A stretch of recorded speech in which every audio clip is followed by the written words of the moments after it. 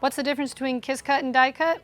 Okay, you're not alone. Everybody asks that question all the time. So I want to go into detail for you and let you guys know the differences.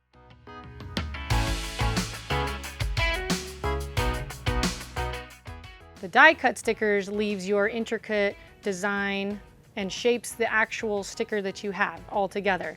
This one you can kind of see that we have a lining already pre-cut for you, so it's easy to peel.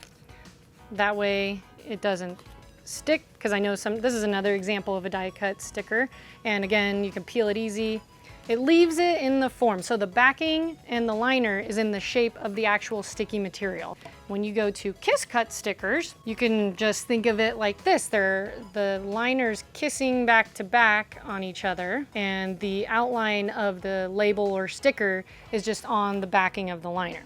But they're still obviously cut into individual stacks. So some people like that for being able to stack it easily. You can kind of put these in high piles. They're easy to peel on the sides. Kiss cut only cuts to the liner, whereas die cut will cut all the way through the liner and you have the shape of the die. This comes down to just basically a personal preference.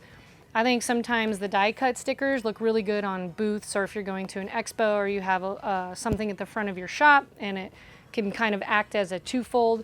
A lot of people put their business cards or names on this, but it can kind of act like a sticker as well, so they kind of get this two-in-one idea going. Either way, we can help you out here at Sticker Mountain. We can do the die cut, we can do the kiss cut. If you guys have any more questions, please reach out to us. Don't hesitate. We're here to help you. Check out the playlist on the side going over our gloss matte lamination comparison and any of the other paper materials. See you in the next video. Thanks, Yetis.